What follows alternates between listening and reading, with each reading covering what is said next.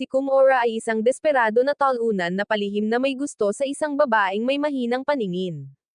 Gayunpaman, nang palagi nitong makalimutan ang kanyang salamin, inalok niya itong tulungan para maiayos ito at makasesyon siya. Nagsimula ang lahat isang umaga nang mag-arrange ng upuan sa klase at naupo si Kumora sa tabi ng kanyang crush.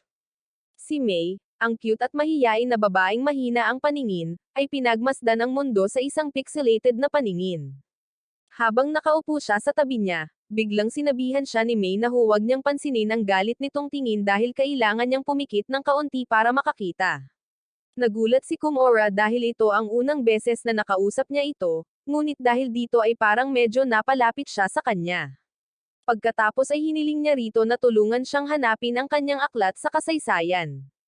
Ngunit si Kumora ay isang talunan na kinakabahan sa mga babae, kaya inalok na lang niya ang sarili niyang libro. Gayunpaman, mabilis na lumapit si May sa kanyang upuan dahil gusto niyang magbahagi, na nagpa-short circuit sa utak niya. Dahil nahihiya pa rin, idinikit niya ang libro kay May at itinago niya ang mukha nito dahil iyon lang ang paraan para makapagbasa siya.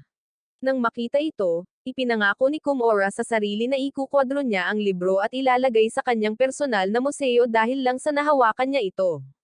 Pagkatapos, biglang inilapit ni May ang kanyang mukha kay Kumora para tanungin kung sino ito dahil hindi niya makita ang mukha nito. Matapos sabihin ni Kumora ang pangalan nito, nagpasalamat siya sa pagtulong nito sa kanya bago muling ibinaon ang mukha sa libro, na naguluhan ang lalaki. Nang matapos ang klase, inayos ni Kumora ang sarili at tumungo sa locker room kung saan niya nakita si May na nahihirapang isuot ang kanyang sapatos.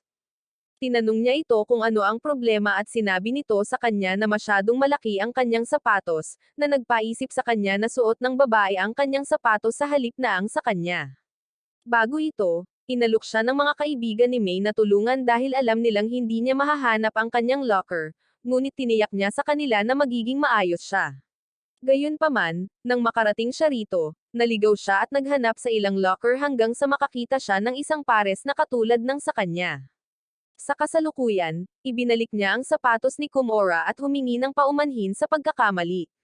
At tinulungan siya ni Kumora na mahanap ang kanyang locker. Pagkatapos ay nakakita siya ng palaka sa sapatos nito at sa wakas ay napagtanto niyang napagkamalan niya itong berdeng sapatos sa halip na suot niya. Matapos bitawan ang palaka, iniabot niya sa kanya ang sapatos nito, ngunit hindi man lang may tali ng maayos ng dalaga ang sintas nito. Inactivate niya ang kanyang alpha mode para tulungan itong itali ang sapatos nito at sinikap na iwasang mapatitig sa mga hita nito.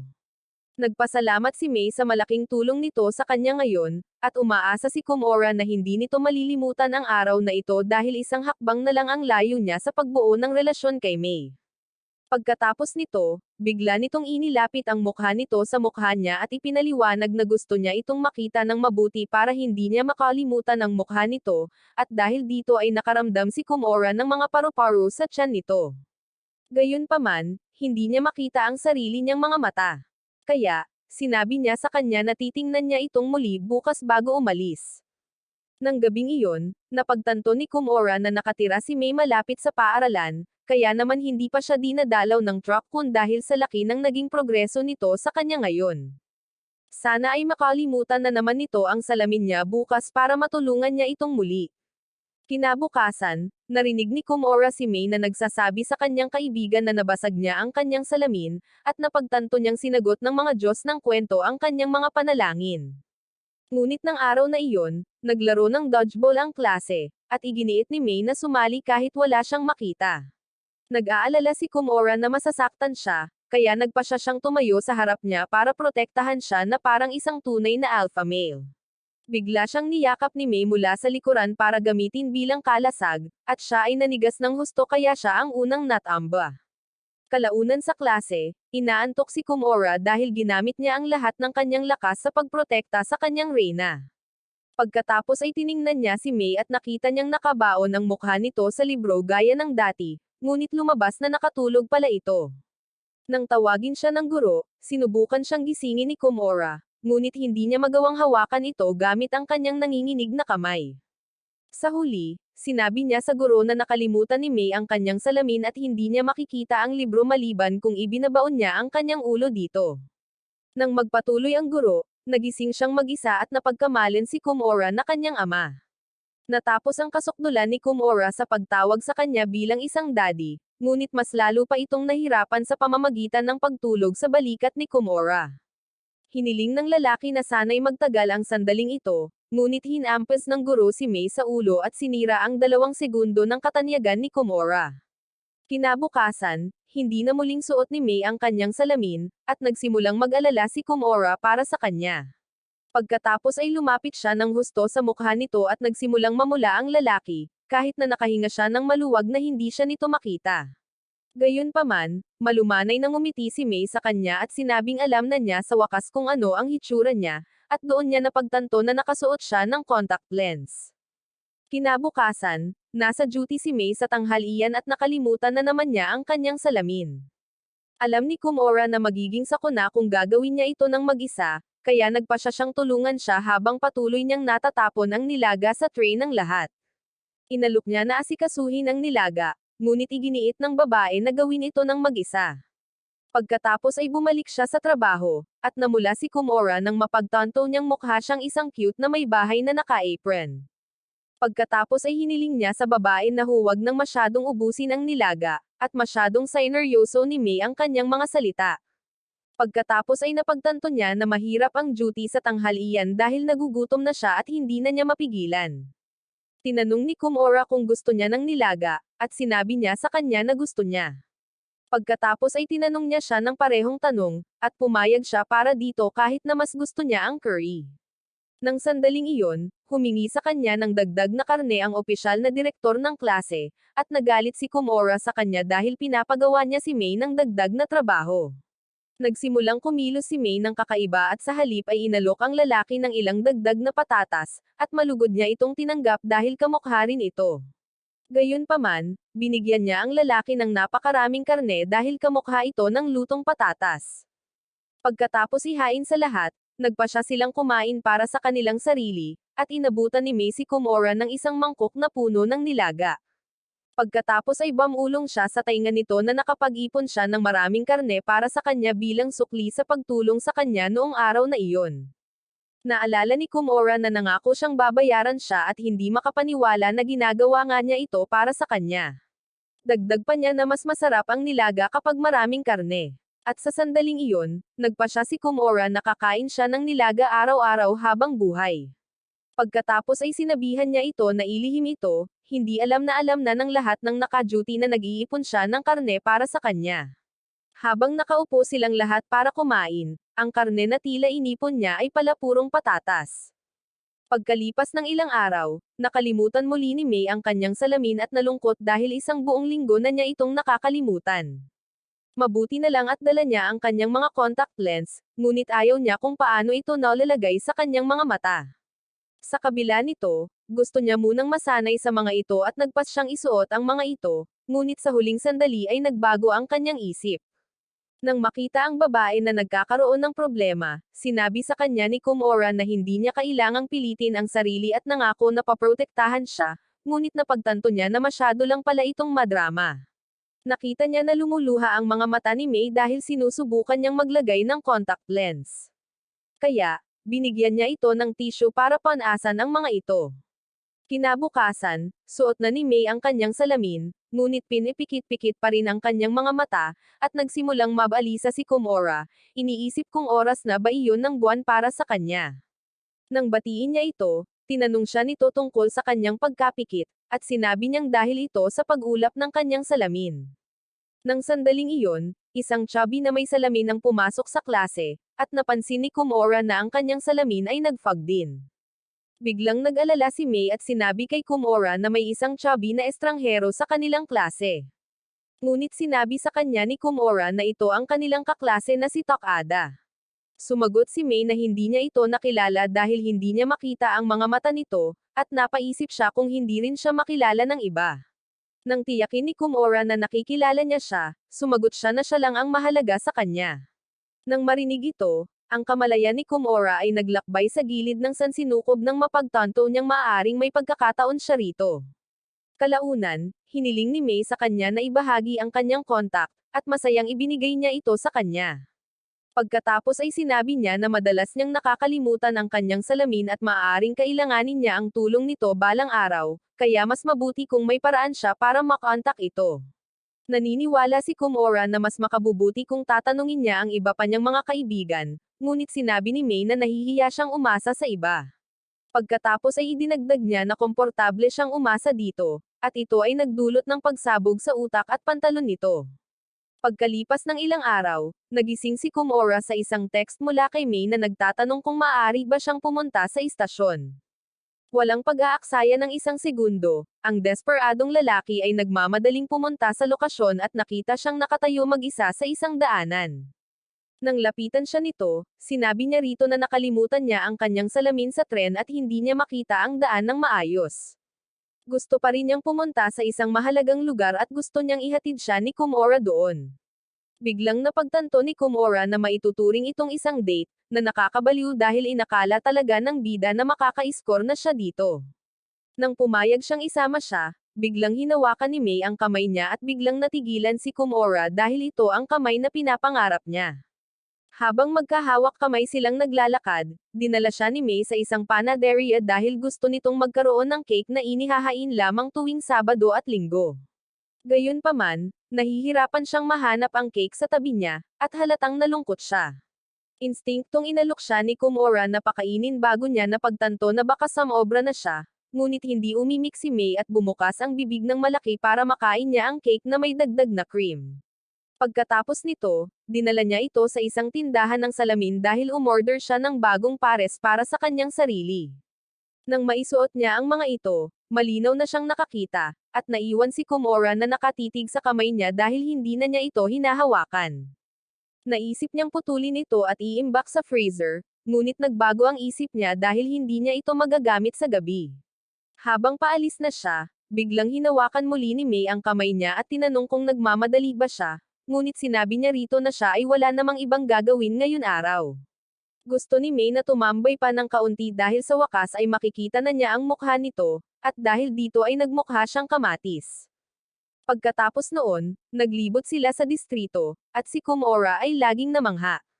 Sa huli, iniwan siya nito malapit sa bahay nito at pinanood itong lumayo, iniisip kung ang araw na ito ay isang panaginip lang ba. Samantala, napansin ni May na si Komura ay isang napakabait na lalaki dahil hindi ito tila naiinis kahit kaunti. Natuwa rin siya na nakuha niya ang kanyang bagong salamin, ngunit napagtanto niyang nakatingin pala ito sa kanya sa buong oras.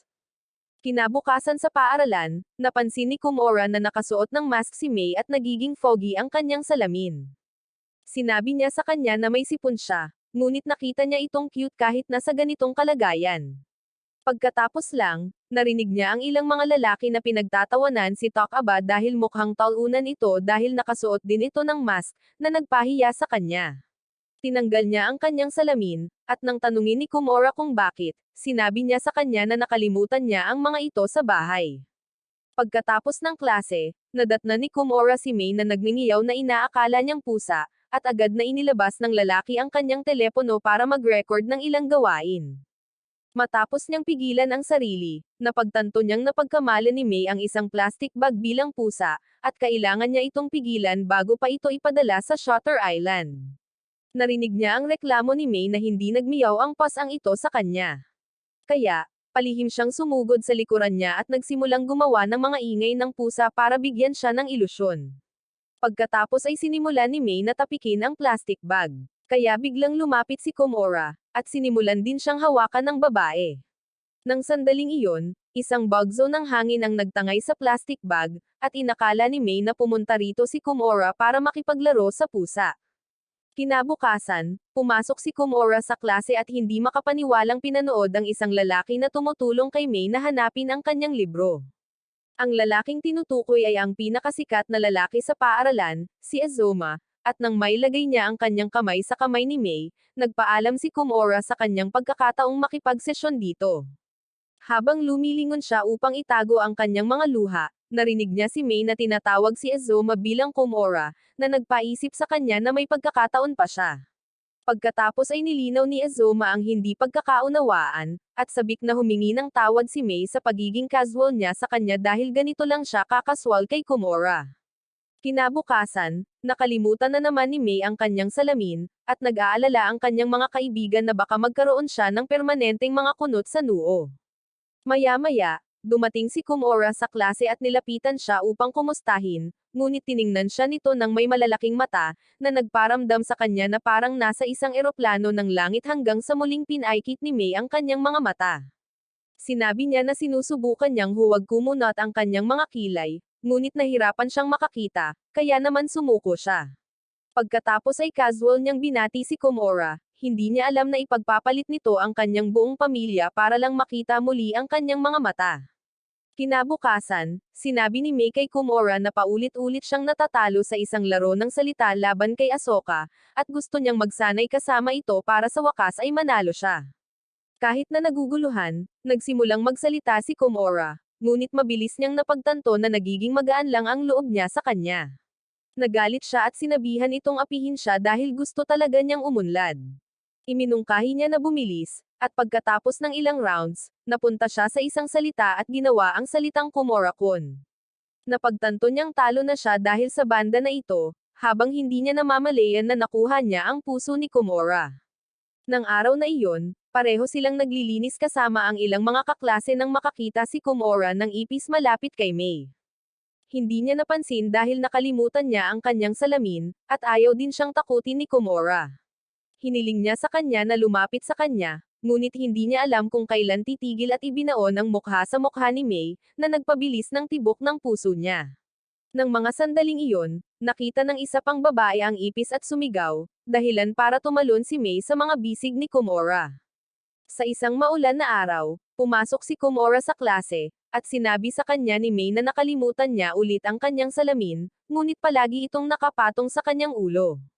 Nang sabihin niya ito sa kanya, nalaglag ang mga ito, kaya mabilis niya itong kinuha para sa kanya. Pagkatapos ay hiniling ni May na isuot ang mga ito sa kanya, at nang makita siyang nasa ganitong kalagayan ay natarante siya habang dahan-dahan niyang inilalapit ang kanyang mga kamay sa mukha nito. Ang buhok nito ay sumabit sa mga daliri niya, na nagbigay sa kanya ng sobrang sensasyon. Kinabukasan, nakakita si May ng isang sulat sa sahig at nagpas siyang pulutin ito nang dumaan si Kumora sa kanya. Hiniling niya rito na tingnan ito, at nalaman ni Kumora na ito ay para kay Azuma, ang gustong maging top G ng kanilang paaralan. Napansin din niya ang isang hugis pusong selyo dito at nataranta dahil isa itong love letter. Nang malaman nilang para kay Azuma ito, mabilis niya itong kinuha mula kay Kumora at nagsimulang maglakad patungo sa klase nang hindi namamalayan kung ano ang hitsura nito. Personal niyang iniabot kay Azuma ang love letter, at naisip ng lahat na siya ang sumulat nito. Nataranta si Kumora nang makita ito. At habang nakaupo siya, tinanong siya ni May kung bakit biglang nagkagulo ang lahat. Maya-maya lang, may mga babae na nagtanong kay May kung gusto niya si Azuma, at casual na sumagot si May ng oo, na lalong nagpalole sa problema. Pagkatapos ay nagpa siya si Azuma na umalis sa klase, at sinundan siya ni Kumora para ipaalam na hindi ito galing kay May. Pagkatapos ay nag-spy siya kay Azuma, na tumatawa habang binabasa ang sulat, at hindi maintindihan ng kanyang matino na utak ang nangyayari.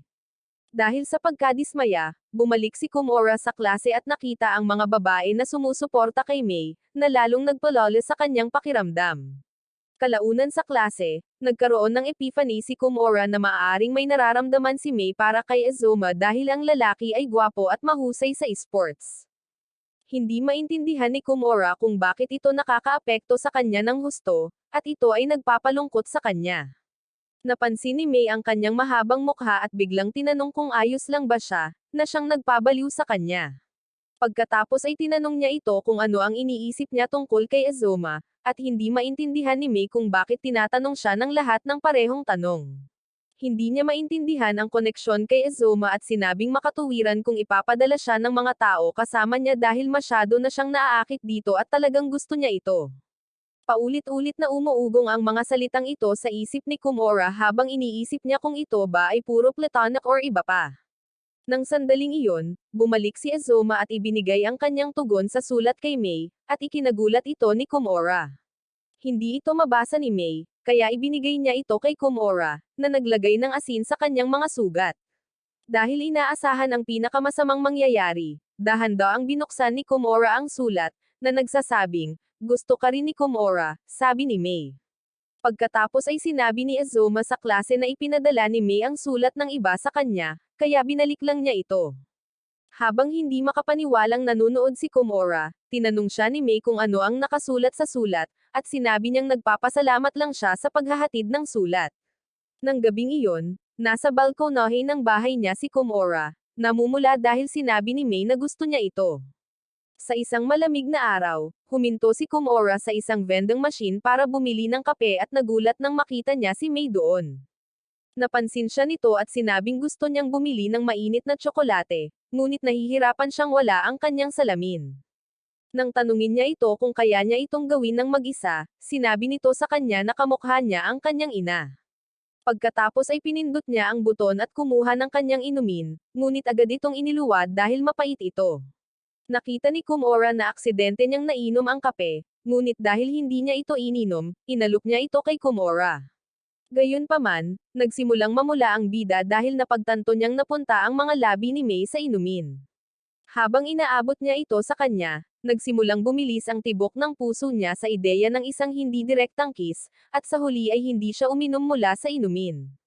Pagkalipas ng ilang araw, nagmamadaling pumasok si Komura sa paaralan dahil mahuhuli na siya, at napagtanto niyang nasa parehong sitwasyon si May nang wala ang kanyang salamin. Habang hinahabol nila ang kanilang hininga sa stop sign, tiningnan ni Komura si May at nakitang magulo ang buhok nito at nababalot ng pawis ang katawan. Napansin din niya na nakataas ang palda nito at mabilis na iniwas ang tingin sa nakalantad na asset nito. Pagkatapos ay sinabihan niya itong ayusin ang kanyang mga damit, at nang sabihin ni May na magulo ang kanyang katawan, napagtanto niyang hindi siya nito makikilala. Dagdag pa niya na ayaw niyang makita siya ni Komura sa ganitong kalagayan, at ito ang nagpagulo sa kanya. Kalaunan, dinala ni Komura si May sa infirmary dahil nasaktan ang kanyang binti, ngunit napalay din ang ikatlong binti ni Komura dahil sa sobrang lapit sa kanya. Biglang humingi ng tawad si May sa pagpapahila sa kanya dahil nahihiya siya sa pagtaas ng timbang, at nakita ni Komura na talagang cute ang reaksyon nito. Sa opisina ng nurse, hiniling ni Komura na sumandal siya sa dingding habang kumukuha siya ng upuan, ngunit walang imak na tinapakan ni May ang timangan. Tiningnan ni Komura ang reading at sinabing hindi naman siya ganoon kabigat, ngunit namula siya dahil dito, at sinabihan niya itong patawarin ang nakita niya. Pagkalipas ng ilang araw, pinanood ni Komura si May na nahihirapang maglagay ng dokumento sa notice board at sinabihan ang girong nag-utos sa kanya na gawin ito. Nag-alok siya ng tulong, ngunit pandak ito at hindi maabot ang tuktok. Nang sandaling iyon, dumating si Azuma at inagaw ang karangalan, na nagpaisip kay Komura na sana ay mas matangkad siya. Sinabi ni May sa kanya na mas gusto niya ang kanyang tangkad dahil mas madali para sa kanya na tingnan ang kanyang mukha, at ipinagdasal ni Komura na sana ay manatili siyang pandak. Kalaunan, nakita ni Komura si May na umiiyak habang nagbabasa ng libro at nagtataka kung ano ang nangyayari sa kanya. Habang nakaupo siya sa tabi niya, sinabi niya sa kanya na nag-aaral siya para sa mga pagsusulit kasama ang kanyang mga kaibigan, at pinagtawanan nila siya dahil hindi siya makabasa ng kahit isang salita ng maayos. Dahil dito, tumawa siya ng malakas hanggang sa punto na nagsimula siyang umiyak, at nakahinga ng maluwag si Komura na ang mga iyon ay mga luha ng kaligayahan. Gayunpaman, nagsimula siyang magtaka kung ano ang magiging hitsura niya kung tumawa siya ng malakas at pinagsisisihan na hindi siya nakasama sa klase noong nangyari iyon. Pagkatapos ay tumingin siya kay May at narinig ang kanyang hajijek, na sapat na upang ipakita ang kanyang gustong makita.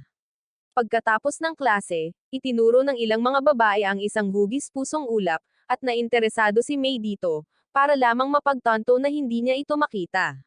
Napansin ni Komura na mukhang malungkot siya. Kaya't maingat niyang kinuhanan ng litrato ang ulap at ipinadala ito sa kanya ng gabing iyon, na siyang nagpasaya sa kanya. Kinabukasan, nilapitan si Komura ng kanyang kaklase na si Somiya, na nagsabing natagpuan niya ang salamin ni May sa lababo ng banyo. Pagkatapos ay isinuot niya ito kay Komura at sinabihan itong ibigay ito kay May dahil katabi niya ito. Gayunpaman, nagsimulang mahilo si Komura dahil sa salamin at aksidenteng naipit si Somiya sa dingding. Nang sandaling iyon, dumaan si May at inakala niyang may ginagawa siyang mali sa kanya, kaya't agad niya itong itinulak palayo. Pagkalipas ng ilang araw, dumating si May sa paaralan na suot ang kanyang salamin, at sinabi ni Komura sa kanyang sarili na hindi niya ito gaanong kakailanganin ngayon. Kahit na ikinalulungkot niya iyon, inamin din niya na para sa ikabubuti nito dahil ang pagiging malapit sa kanya araw-araw ay maaaring magpainit ng kanyang katawan. Sa kasamaang palad para sa kanya, nakalimutan niya ang kanyang libro sa bahay at humingi ng tulong kay May, na agad na sumama sa kanya sa mesa. Pagkatapos ay medyo nagulat siya dahil ito ang unang pagkakataon na naging ganito sila kalapit habang suot niya ang kanyang salamin, at ang kanyang mga reaksyon ay nagpamula sa kanya. Sa katapusan ng linggo, sumama si Komura kay May sa kanyang paghahanap ng karagdagang pares ng salamin. At dahil hindi niya makita ang sarili niya sa mga demo frame, gusto niyang pumili si Komura ng babagay sa kanya. Isa-isa, naglagay siya ng iba't ibang frame, at nagsimulang maguluhan si Komura dahil napaka-cute niya sa lahat ng mga iyon. Napagtanto ni Komura na hindi siya gaanong kapaki-pakinabang at nagpasya siyang bigyan siya ng mas detalyadong opinyon. Kaya, tinanong niya ang sarili kung ano ang pinakaangkop sa kanya. Nang sandaling iyon, lumapit ang babae sa kanya, at napagtanto niyang hindi talaga siya makapili ng isa. Pagkatapos ay tapat niyang sinabi sa kanya na hindi mahalaga kung alin ang pipiliin niya dahil gusto na niya ang kung paano na siya. Kaya, nagpasya si May na pumili ng isang extrang set ng kanyang karaniwang pares. Kinabukasan sa paaralan, sinabi niya sa kanya na natulog siya nang dala ang kanyang bagong salamin at nabasag ang mga ito, at napagtanto ni Komura na mababasag din niya ang pitaka nito kung sakaling magpakasal sila. Pagkalipas ng ilang araw, tumungo si Komura sa shopping district para bumili ng mga grocery at nakakita ng ilang mga dekorasyon para sa araw ng mga puso, na nagpaisip sa kanya na sana ay may ibigay si May sa kanya. Nang sandaling iyon, sumulpat si May sa harap niya, at nagsimulang matarante si Komura dahil wala ito sa kanyang uniforme at talagang kaakit-akit sa mahabang Amerikana. Napansin din niya na nakalimutan nito ang kanyang salamin sa bahay, ngunit sinabi ni May na magiging maayos siya dahil sanay na siya sa lugar na ito. Pagkatapos ay tinanong niya ito kung ano ang gusto nito mula sa kanya, at natigilan si Komura nang mapagtanto niyang narinig niya itong nag-iisip ng malakas. Nag-aalala siya na baka itakwil siya nito agad at nagpas siyang itago ang kanyang nararamdaman. Ngunit pagkatapos ay napagtanto niya na wala itong silbi dahil malalaman niya ito mula sa mga dekorasyon. Nang sandaling iyon, tinanong ni May si Komura kung bakit mukhang pula ang lahat, at nagpasalamat siya sa mga Diyos ng kwento sa paggawa sa kanya na parehong bulag at pipi. Pagkatapos, pumasok sila sa supermarket kung saan sinabi ni May na pumunta siya para bumili ng mayonnaise. Habang nandito si Komura para bumili ng ketchup, nagsimulang mabalisa siya dahil parang mag-asawa silang nag-grocery at muling nagpasalamat sa mga Diyos ng kwento para sa araw na ito. Ngunit nang mabaling ang atensyon ni May sa isang stall na may temang sayawan at araw ng mga kabataan, napagtanto niya na ang mga Diyos ng kwento ay naglagay ng patibong para guluhin siya. Muling tinanong siya ni May kung ano ang kailangan niya mula rito. Kaya sinubukan niyang lumihis sa pamamagitan ng pagturo sa isang stall sa likuran niya. Sa kasamaang palad para sa kanya, isa na namang stall ng cookie chocolate na may temang Valentine's Day ang naroon, ibig sabihin ay siya mismo ang naghukay ng sarili niyang libingan. Habang tinitingnan ni May ang mga tsokolate, sinikap niyang hindi malaman ng babae na para pala ito sa araw ng mga puso. Pagkatapos ay mabilis niyang kinuha ang isang kahon at kinaladkad si May palayo, para lang mapagtanto na hawak niya ang kamay ng babae. Sinabi ng babae na ang kamay ng lalaki ay talagang mainit, hindi tulad ng malamig niyang mga kamay, at mabuti naman ito para sa kanya kung sakaling gusto niyang gumawa ng tsokolate. Pagkatapos ay tinanong niya kung plano niyang gumawa ng tsokolate, at yumo si May dahil malapit na ang araw ng mga puso. Lumabas na alam na niya ang tungkol dito, ngunit bigla na lang niyang naisip na ang lahat ng pulang dekorasyon ay dahil sa araw ng mga puso. Sinubukan ni Komura na ilihis muli ang kanyang atensyon, ngunit sa wakas ay napagtanto niya na gusto niyang bigyan siya ng tsokolate sa malaking araw. Habang inihahanda ni Komura ang kanyang sarili para sa isang pagtanggi, sinabi ni May sa kanya na magbibigay siya ng ilan sa lahat ng kanyang mga kaibigan, at gagawa rin siya ng dagdag para sa kanya. Dahil dito, napagtanto niya na itinuturing lamang niya siya bilang isang kaibigan, ngunit masaya si Komura na maging kaibigan din niya. Noong February 14, Inaasahan ni Komora na makakatanggap ng mga tsokolate mula kay May at kinukumbinsi ang kanyang sarili na ang pagiging kaibigan lamang niya ay ayos lang. Nang sandaling iyon, nilapitan siya ni May upang bigyan siya ng mga tsokolate, ngunit napagtanto niya na wala ng laman ang kanyang bag. Kahit na sinabi niya sa kanya na ayos lang, labis na nalungkot si May habang nakaupo siya. Habang iniisip ni Komora ang pag-amin sa kanya, bigla siyang tinanong nito kung libre ba siya pagkatapos ng klase, na nawalan siya ng masabi. Pagkatapos ng klase, sinabi ni May na hindi niya siya maaaring iwan dahil kaibigan din niya ito. Kaya, naisip niyang bigyan ito ng isang bagay para makabawi sa pagkakamali nito. Pagkatapos ay nagbigay ito ng isang kahilingan at nangakong gagawin ang anumang hilingin nito, ngunit nagsimulang magpanik si Komora dahil na on the spot siya. Kinalma niya ang sarili at inamin na kahit mukhang kawawa siya ngayon, nakakagaan ng loob na hindi niya makita ang mukha nito. Nagpasya siyang ipahayag ang kanyang nararamdaman sa pamamagitan ng pag-amin, ngunit hindi lumabas ang mga salita sa kanyang bibig, kaya umupo siyang muli at humingi ng tawad. Nagsimulang maniwala si May na constipated siya, ngunit tiniyak niya rito na maayos siya at nais lamang sabihin sa kanya kapag nakita na niya ang mukha nito. Nang marinig ito, sinabi ni May na susubukan niyang huwag kalimutan ang kanyang salamin sa susunod at hihintayin niya ito hanggang sa maging komportable na ito, na ikinamula ni Komora. Pagkatapos ay kumuha siya ng tsokolate mula sa kanyang bulsa na itinabi niya para sa kanyang sarili at ibinigay ito kay Komora, hinikayat itong huwag mag-atubiling sabihin ang anumang sasabihin nito sa kanya. Sa sandaling iyon, ipinangako ni Komora sa kanyang sarili na aamin siya sa kanya sa susunod na taon. Sa gabi, umakyat si May sa timangan at nagulat nang makitang tumaas ang kanyang timbang. Pagkatapos, isang buwan nang lumipas, White Day na. Kaya, inihanda ni Komora ang sarili na ibalik ang mga tsokolate kay May. Nang sandaling iyon, dumating ang babae na mukhang uminom ng yogurt para sa almusal at sinabi kay Komora na hindi niya kinain ang kanyang morning cocoa. Pagkatapos ay sinabi niya sa kanya na nakakuha siya ng maraming tsokolate noong araw ng mga puso at kinain niya ang lahat ng mga ito, kaya ngayon ay nasa 2 hakbang na siya sa kanyang arko. Hiniling din niya kay Komora na pigilan siya kung maiisip man lang nitong kumain ng tsokolate, at napagtanto niya na hindi niya maibibigay sa kanya ang mga tsokolate na dala niya. Nang sandaling iyon, dumating si Azoma at hiniling kay May na ay lahad ang kanyang kamay, at nang gawin niya iyon, naghulog siya ng isang bag ng mga matatamis sa kanyang palad. Sinabi niya rito na White Day na at magsusukli siya ng regalo sa sinumang nagbigay sa kanya ng tsokolate noong araw ng mga puso, kaya naman nahirapan siyang tumanggi. Habang sinusubukan niyang kumain nito, pinigilan siya ni Komora, ngunit gumawa siya ng dahilan na wala siyang salamin. Pagkatapos ng ilang pagsubok, napagtanto niyang sinasadya ito ni May, at nagtaka siya kung bakit ganito siya katuso. Napagpasyahan niyang bigyan siya ng kaunting pagmamahal at inalok na itago ang kanyang mga tsokolate, ngunit hindi na nakapagpigil si May at nagpasyang tikman ang mga ito. Nang sandaling iyon, kinuha ni Komora ang sarili niyang bag at hiniling sa kanya na kainin muna ang mga ito, inamin na binili niya ang mga ito para sa White Day. Sa wakas ay tinikman niya ang mga tsokolate at nagsimulang gumawa ng masasayang ingay, na nagpamula kay Komora, ngunit hindi siya sigurado kung ano ang mararamdaman sa sitwasyong ito. Kinabukasan, natagpuan ni Komora si May na nakatingin ng malalim sa isang papel, na lumabas na isang point card para sa ilang libreng matatamis. Gayunpaman, ang card ay mag-e-expire bukas, kaya kailangan niya itong ipadala ngayon pauwi para maging balido ito.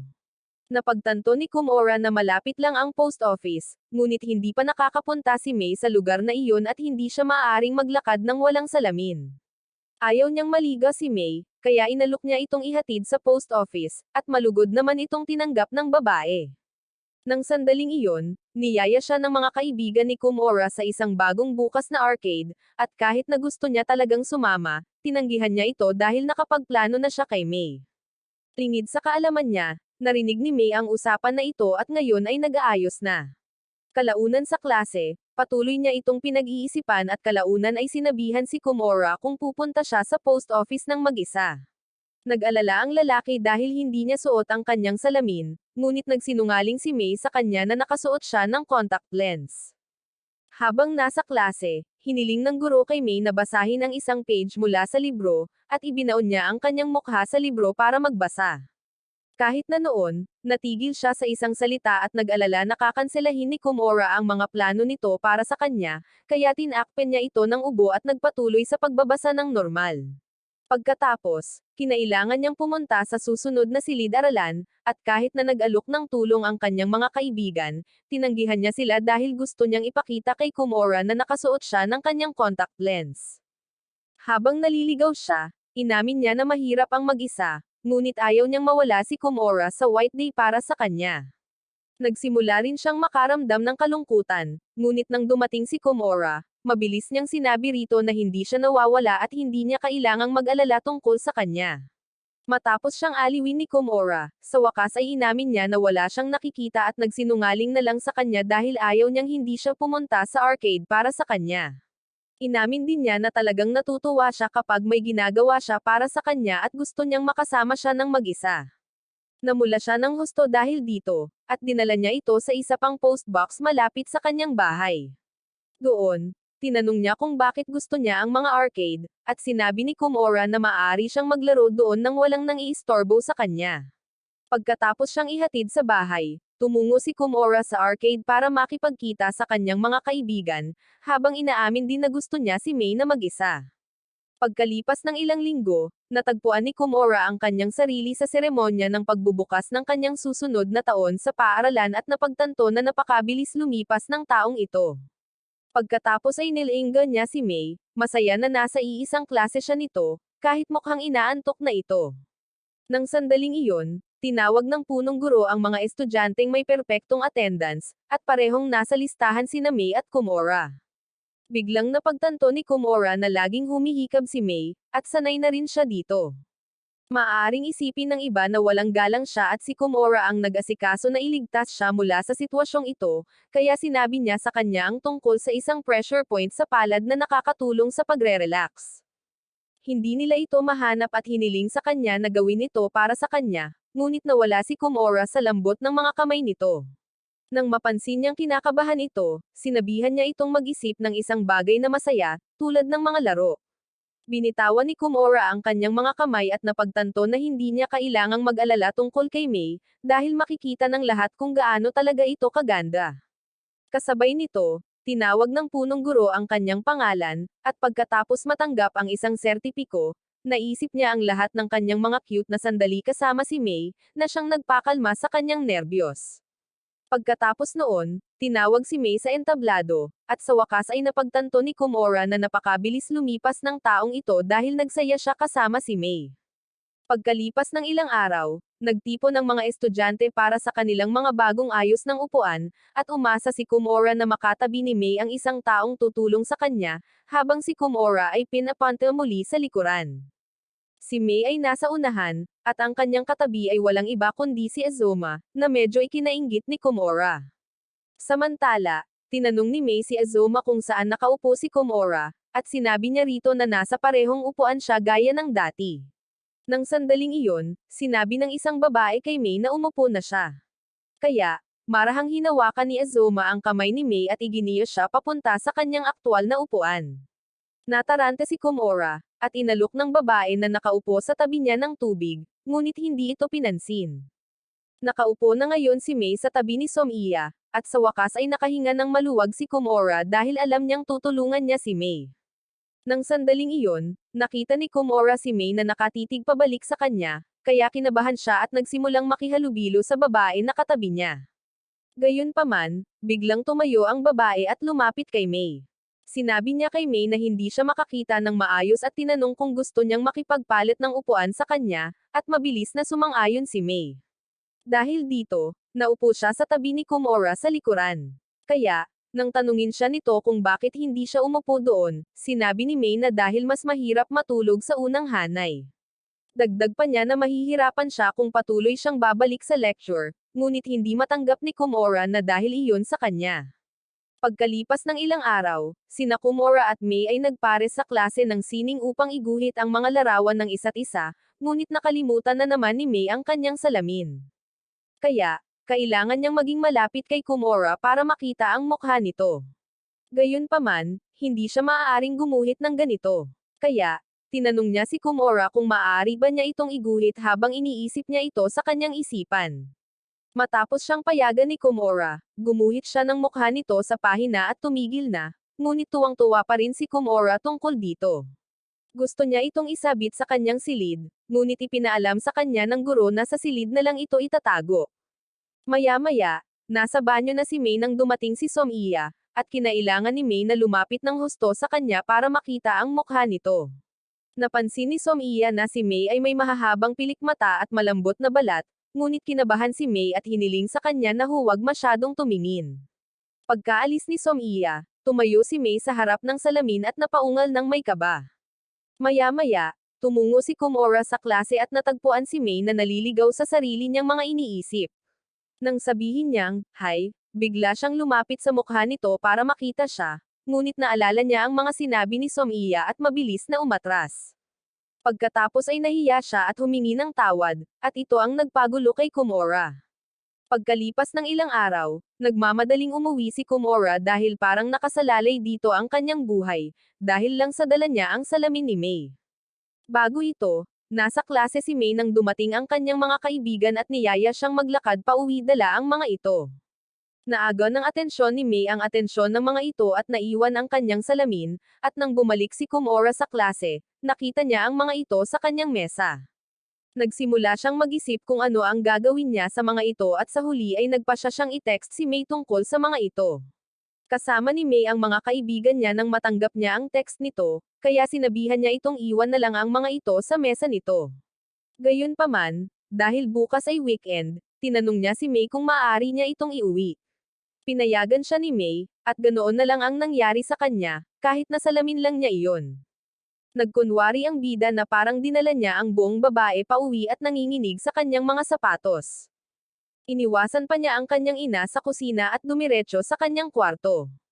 Pagkatapos ay inilagay niya ang mga ito sa stand sa likuran niya, ngunit patuloy siyang naaabala ng mga ito kahit na nag-aaral siya. Patuloy na naiisip ng kanyang isipan si May na nakaupo sa stand at pinapanood siya, kaya nagpasya siyang iharap ang mga ito sa kabilang direksyon. Habang hawak ang mga ito, natutokso siyang subukan ang mga ito, ngunit umatras sa huling segundo at sinabihan ang sarili dahil sa pagiging isang kakaibang lalaki. Samantala, suot ni May ang kanyang backup na salamin sa bahay habang nagbabasa ng libro, at bigla niyang napagtanto na ang pares ng salamin na iniwan niya kay Komora ay maaaring may mga fingerprint sa mga ito. Lingid sa kaalaman niya, nalinas na pala ni Komora ang mga ito, at sa wakas ay nagpasya siyang mag-focus sa kanyang pag-aaral. Nang sandaling iyon, nakatanggap siya ng tawag mula kay May at ng inag habang kinukuha niya ito. Nagpasalamat si May sa pag-aalaga sa kanyang salamin at tinanong kung marumi ang mga ito, ngunit sinabi niyang hindi niya ito titingnan ng malapitan para mapansin. Sa sandaling iyon, nagsimulang makaramdam ng hiya si Komora dahil inayos niya ang isa sa mga ito at pagkatapos ay pinunasan. Sinabi ni May na dahil nasa bahay niya ang salamin nito, parang binibisita siya nito, at dahil dito ay naiisip niya itong muli sa kanyang mesa. Pagkatapos niyang matapos ang pag-aaral, nagpasya si Komora na pahingahin ang kanyang puso sa pamamagitan ng pagtulog, ngunit hindi niya magawa iyon dahil palagi niyang nakikita si May sa kanyang mesa. Pagkalipas ng ilang araw, pumasok si May sa paaralan ng walang salamin at ibinaon ang mukha sa kanya gaya ng dati. Nasasanay na si Komora dahil pang-araw-araw na itong nangyayari, ngunit natisod si May sa sarili niyang mga paa at bumagsak sa kanyang mga bisig. Mabilis siyang umatras at humingi ng tawad sa pagkahulog, ngunit hindi niya makitang nababalisa si Komora. Pagkatapos ay casual niyang naalala kung paano niya muntik nang mabangga ang noo niya sa isang tao, at sa isa pang pagkakataon ay muntik nang madikita ng mga labi niya ang taong sinasandalan niya. Nataranta si Komora nang marinig ito, kaya mabilis na ipinaliwanag ni May sa kanya na nangyari iyon sa kanyang ama. Ipinagpatuloy niya ang pagpapaliwanag na nangyari iyon minsan, at napakabata pa niya noon, at hindi na ito nangyari mula noon. Idinagdag pa niya na ayaw niyang isipin nito na isa siyang backup bago mabilis na umupo sa kanyang upuan dahil sa kahihiyan. Sa sandaling iyon, napagtanto ni Komora na natataranta rin siya dahil hindi direktang pinag-uusapan niya ang pagkiss. Maya-maya, lumapit sa kanya ang kaibigan ni May na si Asoka para sabihing magulo ang buhok niya, na siyang ikinahihiya niya. Hindi niya ito makita dahil wala ang salamin niya, kaya nagpa siya siyang pumunta sa banyo para makita ang sarili sa mas malaking salamin. Sinabi sa kanya ni Ahsoka na ayos lang, at malapit nang magsimula ang klase, ngunit patuloy pa rin itong bumabagabag sa kanya. Tahimik na pinagmamasdan ni Komora ang buong interaksyon na ito at nahinuhan na hindi bumubuti ang pakiramdam ni May hanggat hindi niya ito nakikita mismo. Nang sandaling iyon, tinanong niya ito kung kakaiba ang hitsura ng buhok nito, at sinabi ni Komora na maayos naman ang hitsura nito. Matapos ang kanyang pagtiyak, nagpa siya siyang huwag ng mag-alala tungkol dito, at nagulat si Komora na hiniling niya ang kanyang opinyon. Pagkalipas ng ilang araw, napansin ni May si Komora na minamasahe ang sarili sa klase, at nang tanungin niya ito, sinabi niya sa kanya na naninigas ang balikat nito. Pagkatapos ay yumuko siya sa kanya at sinabing magaling siyang magbigay ng masahe sa balikat, ngunit natarante si Komora at sinabing ayos lang siya. Gayunpaman, iginiit ni May na gustong-gusto ng kanyang mga magulang ang kanyang mga masahe, at pumayag si Komora na hayaan siyang gawin ito dahil ayaw nitong malungkot siya. Pagkatapos ay ipinakita ni May sa kanya kung ano ang magagawa ng mga daliring iyon sa kanyang balikat, at sinikap ni Komora na huwag samabit sa kanyang pantalon. Pagkatapos niya, isinulat niya ito sa kanyang kwaderno, ipinaliwanag na nagtatala siya ng mga bagay na maaari niyang gawin para sa kanya nang wala ang kanyang salamin. Dahil dito, bumilis ang tibok ng puso ni Komora, at hiniling niya na sana ay manatili ito sa kanyang tabi magpakailanman. Pagkalipas ng ilang araw, dumating si May sa klase at nadatnan si Komora na natutulog, kaya lumapit siya upang gisingin ito. Gayunpaman, dahil ito ang unang pagkakataon na nakita niya itong natutulog, hindi niya masyadong inintindi ang lahat. Kalaunan ay naging komportable siya at sinubukang hawakan ang kamay nito, ngunit nagising si Komora na namumula noon. Pagkatapos ay ipinaliwanag niya na gusto niya itong tingnan ng mabuti dahil suot niya ang kanyang salamin ngayon, ngunit ngayon ay nagsisimula na siyang makaramdam ng hiya na makipagtalo sa kanya. Iminungkahi niya na tingnan din siya nito, ngunit pinilit ni Komora na huwag itong pansinin. Sa isa na namang maulan na araw, naglalakad si May papuntang paaralan dala ang kanyang payong nang makasalubong niya si Komora. Pagkatapos ay sinabi niya rito na nakalimutan niya ulit ang kanyang salamin, at dahil mas mahirap makakita kapag umuulan, kinailangan niyang mag-focus ng mabuti sa kalsada. Kaagad pagkatapos, napadpad siya sa isang puddle at nagkalat ang kanyang sapatos, at ito ang labis na ikinabahala niya. Nang makaupo na sila sa klase, hiniling niya kay Komora na tumingin sa ibang direksyon sandali, at nang gawin ito ni Komora, mabilis niyang inalis ang kanyang medyas. Nang lumingon si Komora, tumambad sa kanya ang makinis nitong mga binti, kaya agad siyang lumingon pabalik sa bintana bago pa man siya humingi ng palit ng pantalon. Sinabi sa kanya ni May na maaari na siyang tumingin ngayon, ngunit sinabi sa kanya ni Komora na titigan na lang niya ang ulan ngayon. Sa isa pang araw, naglalakad pa uwi si Komora nang makita niya si May na nakaupo mag-isa sa isang parke. Bago pa man siya makapaglakas loob na kausapin ito, tumingin si May sa kanya at sinabing nakalimutan niya ang kanyang mga susi ngayon, kaya hinihintay niya ang pag-uwi ng kanyang ina. Pagkatapos ay hiniling niya kay Komora na itulak siya sa duyan, at ang lalaki ay nakatayo sa likuran niya na nanginginig ang buong katawan dahil hindi pa siya nakahawak ng babaeng katulad niya. Nagsimula siyang mag-isip kung tama bang itulak siya pabalik bago ang kasal, ngunit kalaunan ay sinimulan niya itong gawin. Habang masayang sumasakay si May, biglang napagtanto ni Komora na maaaring nalalantad siya mula sa harap, kaya bigla niyang itinigil ang duyan habang nakaharap siya sa kanya. Tumingin si May ng diretso sa mukha nito, na ikinagulat niya. Pagkatapos niyang ikwento sa kanya ang tungkol sa hangin, casual na itinaas ni May ang kanyang palda para ipakita sa kanya na nakasuot siya ng shorts, na ikinamulan niya. Kinabukasan, may nalaglag si Komora sa klase, at mabilis itong kinuha ni May. Napagtanto niyang hawak nito ang kanyang App Store card at nag-aalala siyang baka mababa ang tingin nito sa kanya dahil madalas itong gumagawa ng microtransactions sa mga laro. Gayunpaman, walang ideya si May kung ano ang card, at nagsinungaling siya na Apple Card iyon habang casual niya itong iniabot sa kanya. Habang magkasama silang kumakain para sa tanghalian, nalungkot si Komora sa pagsisinungaling ngunit sinabi niya sa sarili na hindi niya hahayaang malantad ito sa hindi malusog na kultura ng mga online game. Nang sandaling iyon, inabutan siya ni May ng isang hiwa ng mansanas dahil sa palagay niya ay ginagamit nito ang Apple Card para bumili ng mansanas, na lalong nagpalole sa kanyang pakiramdam. Nang gabing iyon, nakatanggap siya ng tawag mula kay May, na nagtanong sa kanya kung nasaan ang banyo. Nalito si Kumora at tinanong siya kung ano ang ibig niyang sabihin, at napagtanto ni May na aksidente niyang nadial ang numero niya sa halip na ang kay Asoka. Humingi siya ng paumanhin sa paggising sa kanya ng ganito kagabi, ngunit sinabi ni Kumora sa kanya na ayos lang at nagsinungaling nagising siya. Pagkatapos ay tinapos ni May ang tawag, para lamang muling ma-misdial ang numero niya. Sa pagkakataong ito, iminungkahi ni Kumora na hayaan niya itong tumulong, kaya sinabi niya rito na mag-sleepover siya sa bahay ni Asoka ngayon. Hindi niya mahanap ang kanyang salamin at hinanap ang banyo nang wala ang mga ito, ngunit wala siyang makita sa dilim. Natatakot din siya sa dilim dahil nanood siya ng horror movie kanina. Kaya, hiniling niya kay Kumora na kumanta ng isang bagay para pakalmeyan ang kanyang isipan. Nagsimulang kumanta si Kumora sa pinakasintonado na boses ngunit mas maganda pa rin ang mga nota kaysa kay Carlos Agassi. Pagkatapos lang, narinig niya ang kanyang ina sa pasilyo at mabilis na nagtago sa ilalim ng kanyang kumot. Ngunit hindi ito alam ni May at inakala niyang tinalikuran siya nito.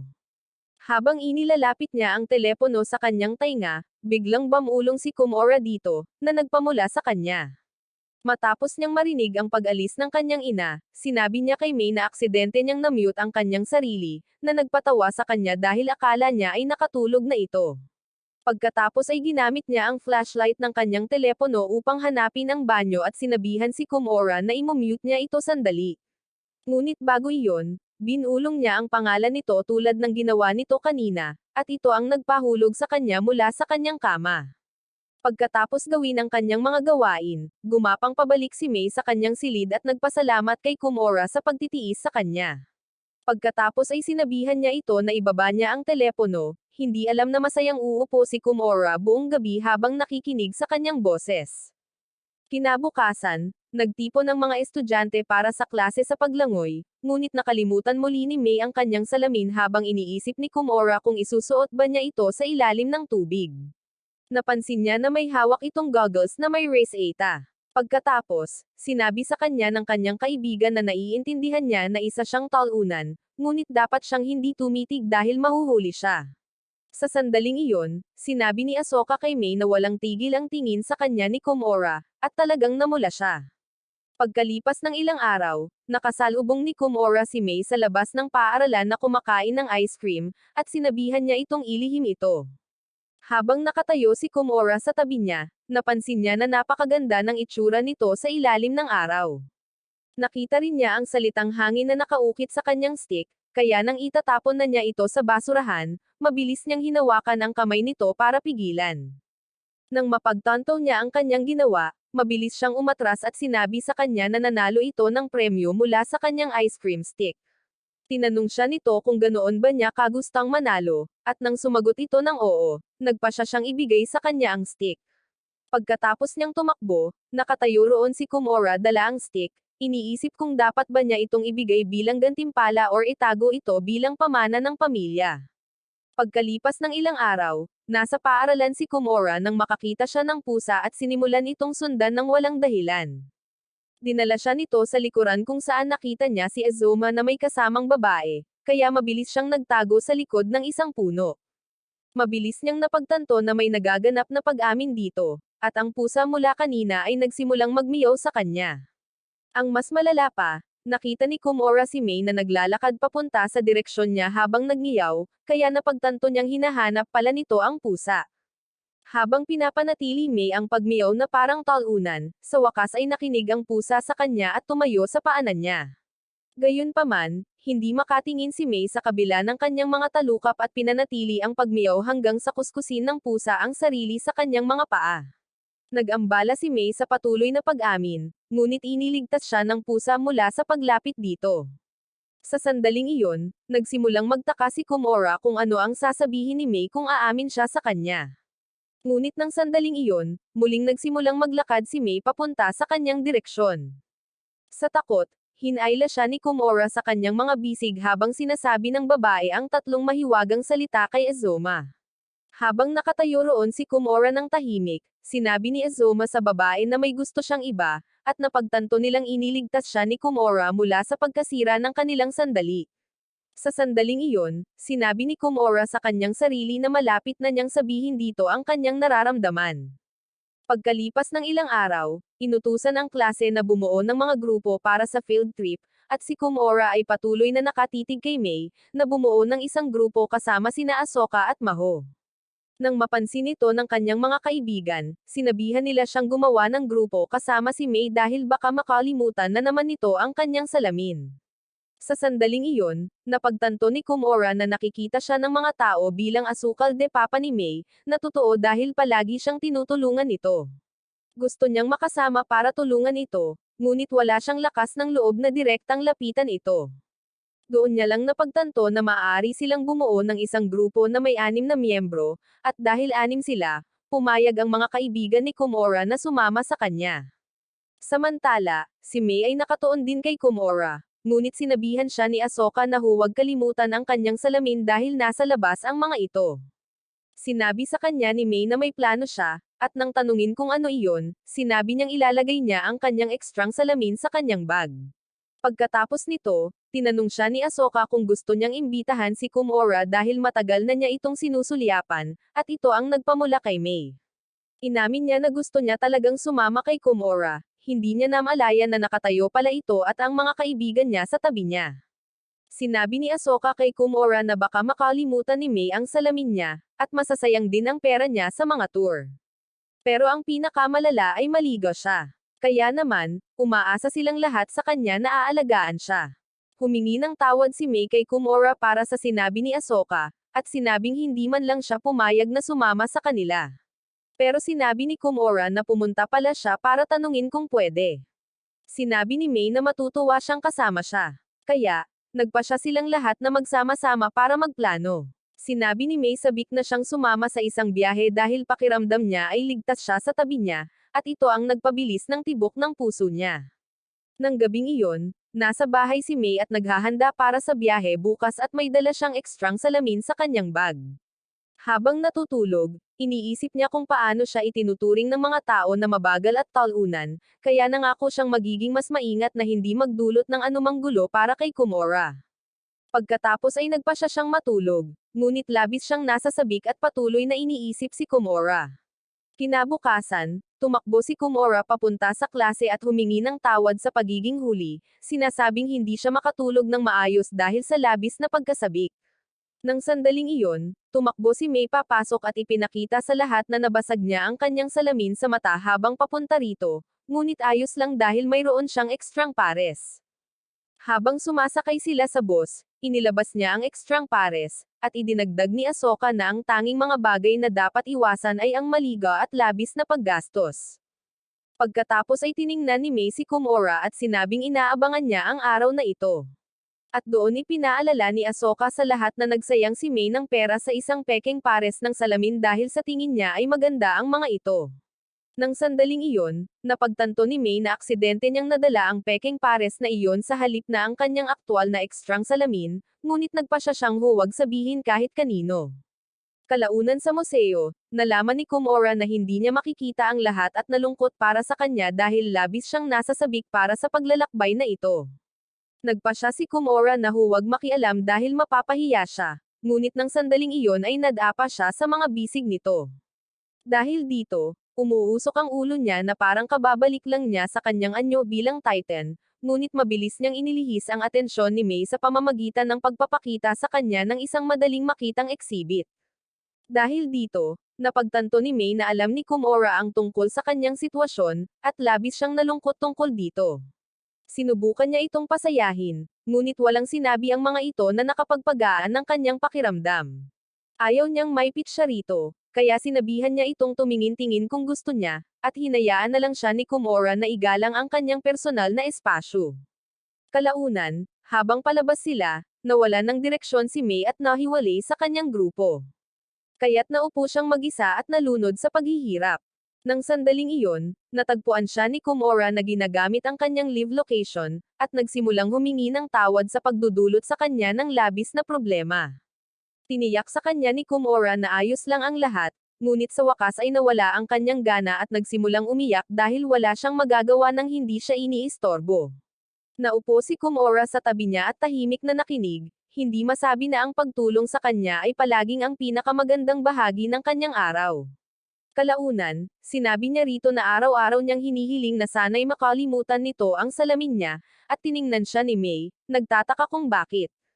Pagkatapos ay yumuko siya palapit sa mukha nito at sinabing dahil gusto niyang makatulong sa kanya, para hindi siya makaramdam ng sama ng loob dahil umaasa siya sa kanya. Kalaunan, habang pauwi, nagsimulang magtaka si Kumora kung kinamumuhian ba siya nito dahil walang sinabi si May sa kanya pagkatapos niyang sabihin ang mga salitang iyon. Nang sandaling iyon, sinabi ni May sa kanya na napakabait nito, at napansin niyang inilagay nito ang kamay niya sa kamay nito. Pagkatapos ay sinabi niya sa kanya na ang mga salita nito ay talagang nagpasaya sa kanya, at ito ang nagpapakita na hindi niya ito kinamumuhian. Kinabukasan sa paaralan, nakalimutan muli ni May ang kanyang salamin dahil ang kanyang isip ay abala sa mga mabubuting salita ni Kumora. Nagpasya siyang ititigil na niya ang pag-asa sa kanyang kabaitan, kahit na sinabi ng lalaki na wala siyang pakialam, at kinuha ang mga single-use na contact lens mula sa kanyang bag. Kalaunan, dumating si Kumora at humingi ng tawad sa mga kakaibang sinabi niya habang nasa biyahe. Ngunit sinabi niya sa kanya na huwag mag-alala dahil susubukan niyang huwag umasa sa kanya. Sinabi pa niya sa kanya na pinipilit niya ang sarili na magsuot ng contact lens kahit na hindi ito komportable, at iyon ang nagpapasaya sa kanya. Kalaunan, napansin ni Ahsoka na si May ay naging malay na nakalimutan ang kanyang salamin at hiniling na magpahinga dahil gusto ni Kumora na tulungan siya. Pagkatapos lang, nakatanggap siya ng text mula kay Yusaka, isa sa mga kaibigan ni Kumora, at namula siya ng husto. Tahimik niya itong iniwan, at tuwang-tuwa na sinabi ni Maho kay May na umiibig na si Ahsoka. Kalaunan, patuloy na iniisip ni May kung ano talaga ang ibig sabihin ng pag-ibig, ngunit sumuko na siya sa kalagitnaan. Habang papunta siya sa opisina ng guro, nakasalubong niya si Kumora, na natutuwa na nasasanay na siya sa kanyang mga contact lens. Inamin ni May na kahit gusto niya ang pagiging independent, mas gusto niya kapag tinutulungan siya nito. Pagkatapos ay inilagay niya ang kanyang kamay sa pisngi nito at hiniling na tingnan siya upang makatingin muli ito sa mga mata nito. Gayunpaman, nagsimulang mamula ng husto si Kumora, at ang mukha nito ay nagpaalala sa kanya kay Ahsoka, na ikinagulat niya. Pagkatapos ay tumakbo siya palayo nang walang sinasabi, ngunit habang pauwi, inamin niyang magiging masaya talaga siya kung ituturing siya ni Kumora bilang isang espesyal na tao. Kinabukasan, nakalimutan na naman niya ang salamin niya. At nang tanungin ni Kumora kung gusto niyang magbahagi ng mga libro, masayang pumayag siya. Habang sumasabay siya sa mesa, namula si Kumora dahil ang cute ng ponytail niya. Bigla siyang yumuko sa mukha nito. Habang umatras ito, tinatanong kung bakit, mabilis niyang sinabi kay Kumora na gusto niyang makita ang mukha nito. Matapos siyang tumakbo palayo ng nakangiti, lumapit si Somiya kay Kumora at tinanong kung kinas ba nito si May, at ikinagulat niya ito. Gayunpaman, ipinaliwanag ng isa pang kaklase na yumuko lang si May, at ginagawa niya iyon araw-araw. Pagkaalis ni Somiya, nagsimulang mag-alala si Kumora na baka magkaroon ng maling impresyon ang mga tao. Habang nagsisimula siyang magreklamo, pumasok si May sa klase at tinanong siya kung ano ang problema, kaya nagkunwari siyang may sakit. Nang marinig ito, inabot ni May ang kanyang bag at naglabas ng mask, ngunit isinuot ito ni Kumora dahil ayaw niyang mapahiya ito sa pagpapaliwanag. Pagkatapos ay hiniling niya kay May na huwag lumapit sa kanya dahil baka mahawan siya nito, ngunit patuloy siyang nakatitig sa kanya ng nakangiti. Patuloy siyang yumuko sa mukha nito buong araw, at nabalisa si Kumora dahil patuloy na nakatitig sa kanya si Somiya. Sa klase sa palakasan, sinabi ni Somiya na hindi pa niya naranasan ang pakikipag-date noon at nasasabik siyang makita itong kasama si May. Pagkatapos ay tinanong niya ito kung hindi ba talaga nito kinas si May, hindi alam na nakikinig pala si May sa kanilang pag-uusap. Pagkatapos ay na-distract siya at natapakan ang isang bola, dahilan para matambush siya sa kanyang mga surfboard asset. Mabilis na nagmadali sina Kumora at ang iba pa para tingnan ang kalagayan niya, at agad siyang dinala sa opisina ng nurse. Pagdating doon, nagpasalamat siya kay Kumora sa pagsama, ngunit wala nang masyadong pagpipilian ang lalaki dahil pinilit siya ni Ahsoka. Patuloy na iniisip ni Komora ang sinabi ni Somiya, at talagang namula siya.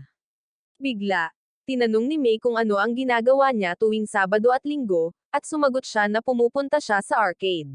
Sinabi ni May na pinapayagan lang siyang sumama sa kanyang ama, na nagpapaalam sa kanya na prinsesa siya ng isang nakaprotektang ama. Pagkatapos ay napansin niya na hindi sila masyadong nakapag-usap ngayon dahil buong araw siyang kasama si Somiya, na nagpaisip sa kanya na hindi niya sinasadyang napabayan ito.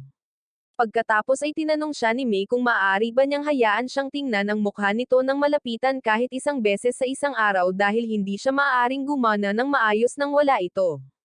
Hindi maintindihan ni Komora dahil mukhang tao ang social anxiety, ngunit napansin niya na namumula ito at pumayag siya. Sa huli ay sinabi niya rito na maaari siyang tumingin hanggat gusto niya, at medyo sineryoso ni May ang mga salita nito. Ikinuyom niya ang mukha nito sa kanyang mga kamay at maingat na pinagmasdan. At kahit na malapit nang sumabog si Komora, hinawakan niya ito ng mahigpit para mapasaya siya. Pagkatapos ng klase, tinulungan ni May si Komora sa paglilinis. Ngunit habang inilalagay niya ang walis sa aparador, ang buhok nito ay nasabit sa pinto. Nang ituro niya, sinimulan ni May na hilahin ang buhok nito para makawala at hiniling kay Komora na kumuha ng gunting, na ikinagulat niya. Matapos makabawi, hiniling niya na siya ang maggupit ng buhok nito at sinubukan ang kanyang makakaya upang mabawasan ang pinsala. Sa gitna ng lahat ng ito, tinanong siya nito kung gusto ba niya ng mahaba ang buhok nito, ngunit masyadong nakatutok si Komora sa ginagawa at hindi nagbigay pansin. Kinabukasan, gumagawa si May ng ponytail sa klase nang mahulog ang goma niya mula sa kamay niya, at pinulot ito ni Komora. Pagkatapos ay tinanong niya kung maaari ba siyang magpaayos ng buhok, at kahit na sinabi niyang wala pa siyang karanasan, sinabi niya sa kanya na mayroong unang pagkakataon para sa lahat ng bagay. Kinakabahang tinanggap ito ni Komora at sinimulang suklayan ang kanyang buhok, habang ninanamnam niya ito ng may ngiti sa mukha nito. Pagkatapos niya, tiningnan niya ang sarili sa kanyang salamin, tuwang-tuwa, at sinabing sana ay ganito na lang tuwing umaga. Tinanong ni Komora kung gusto niyang ipaayos niya ang kanyang buhok sa paaralan, ngunit tumanggi siya, na nagpapahiwatig na gusto niyang gawin ito sa bahay.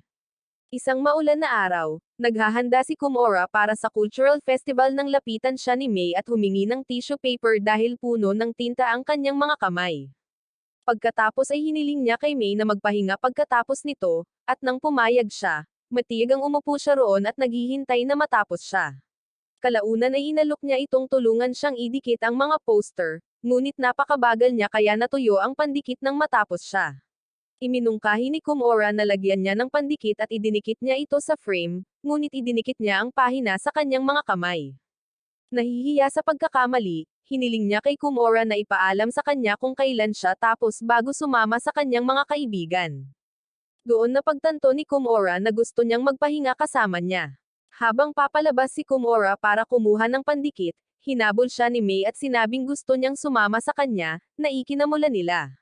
Pagdating nila sa art room, mabilis niyang nilock ang pinto sa likuran niya at sinabing hindi pa niya nakita ang mukha nito ngayon, ngunit natarante si Komora dahil sila lang dalawa sa silid. Sinubukan niyang hayaan siyang gawin ito sa ibang lugar, ngunit iginiit nito na gusto niyang tingnan ito nang walang kasama. Sa huli, sumuko si Komora at hinayaan siyang gawin ang gusto niya. At sa sandaling iyon, napagtanto ni Komora na maaaring espesyal ito sa kanya. Pagbalik nila sa klase, hiniling ni Azuma kay Komora na panasan ang ink sa kanyang mukha. Nang hiniling ni Maho kay May na panasan ang tinta sa kanyang mga kamay, sinubukan ni Komora na ipaliwanag na hindi ito ang iniisip niya, at nagpanggap na walang isip si Azuma. Nang gabing iyon, iminungkahi ng nanay ni Komora na batasan niya ang kanyang tainga, ngunit tumanggi siya dahil pinakulayan siya ng nanay nito ng buhok, at siya ay mukhang isang diskwentong lalaki.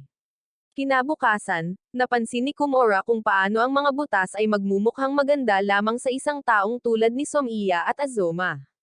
Habang naglalakad siya papunta sa klase, nakita niya si May na nakadapa sa sahig at tinanong siya kung ano ang ginagawa niya.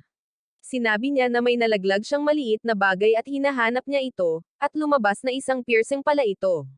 Nagsimulang magtaka si Komora kung may butas ang mga tainga ni May at sinimulan niyang isipin kung gaano siya kaganda kapag may hikaw. Habang nagle-lecture, Pareho silang nagtagpo sa mga mesa at yumuko si Komora para tingnan kung may butas ang tainga nito. Gayunpaman, nang lingunin siya nito, umatras ito at nagpas siyang manahimik. Habang nasa klase ng sining, iniisip pa rin ito ni Komora nang biglang ipinakita sa kanya ni May ang piercing mula kaninang umaga, na isang bead pala na ginagamit niya para sa kanyang proyekto para sa cultural festival. Napagtanto ni Komora na napakagaling niya sa sining at iba pa, habang siya naman ay gumagawa ng lilang patatas dahil wala siyang ibang kasanayan. Hinawakan ni May ang isang karayom sa kanyang mukha, iniisip kung ginagamit ba ito ng mga tao para batasan ang kanilang mga tainga. Ngunit sinabi ni Komora sa kanya na ginagawa nila ito gamit ang piercing gun. Inamin niya na gusto niya ang mga piercing, ngunit natakot siya nang batasan niya ang kanyang tainga.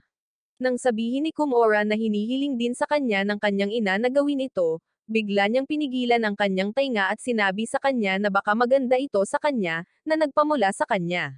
Nang gabing iyon, nagsimulang maghanap si Komora ng mga piercing gun online dahil ang mga salita ni May ay nagpaisip sa kanya sa buong buhay niya. Pagkalipas ng ilang araw, abala ang mga estudyante sa pagdedekorasyon ng paaralan para sa pista, at sinabi ni May kay Asoka na kailangan niyang umuwi bago mag-alas 6, kung hindi ay magagalit ang mga magulang nito. Dagdag pa niya na hindi siya papayagang uminom ng kanyang morning cocoa, kaya naman kailangan na niyang umuwi. Gayunpaman, nakita niya si Somiya na tinutokso si Komora dahil sa pagkiss kay May. Kaya, sinabi niya sa lahat na mananatili siya sa paaralan hanggang alas 7. Nagsimulang magtaka si Komora kung ginagawa niya ito para mas matagal niya itong makasama, ngunit sinampal niya ang sarili sa mukha dahil sa pag-iisip na iyon.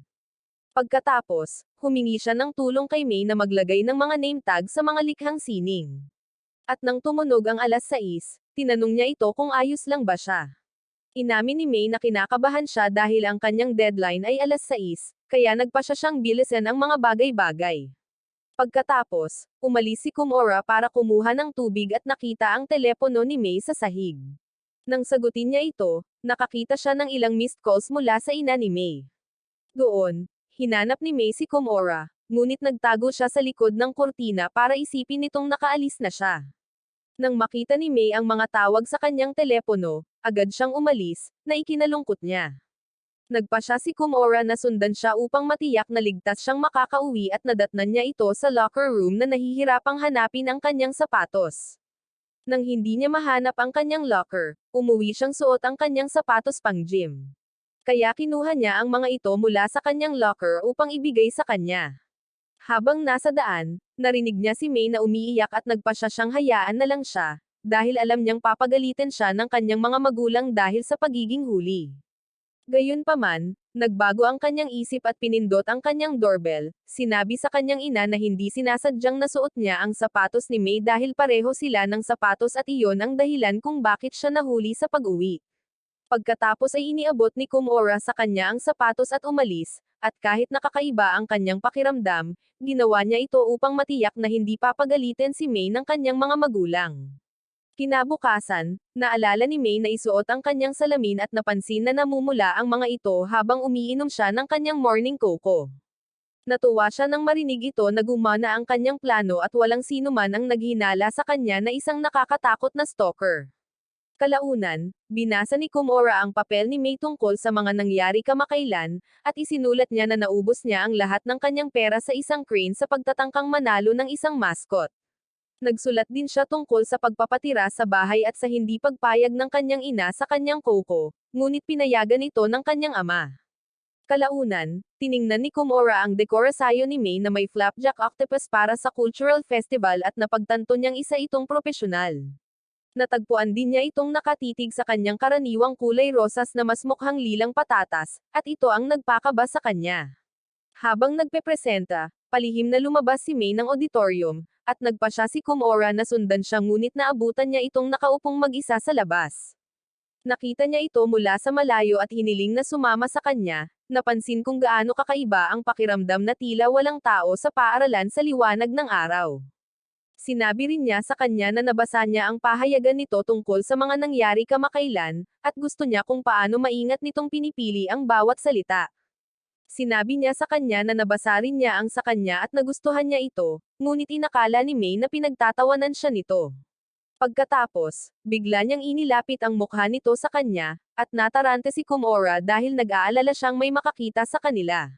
Sinabi sa kanya ni May na ayos lang dahil nasa gym ang lahat. Kaya, ikinatuwiran ni Komora na suot niya ang kanyang salamin ngayon at hindi na kailangang lumapit. Dahil dito, nagtanong si May kung masyado ba siyang demanding nitong mga nakaraang araw dahil masyado siyang spoiled. Sinabi ni Komora na hindi iyon ang kaso at tinanong kung bakit niya gustong tingnan ito ng madalas, at sinabi niya na nakakakalma ito sa kanya. Inamin niya na nadadala na siya at pipigilan niya ang sarili na tumingin sa kanya ng madalas, ngunit sinabi sa kanya ni Komora na hindi niya kailangang maging ganoon dahil ayos lang naman sa kanya. Pagkatapos ay napagtanto niya na duwag siya at naglakas loob na sabihin na gusto rin niyang tingnan siya bago niya ilagay ang kanyang kamay sa pisngi nito. Tinanggap ni May ang mga pang-aakit nito at ngumiti sa kanya, ngunit ito ang nagpaiyak sa lalaki.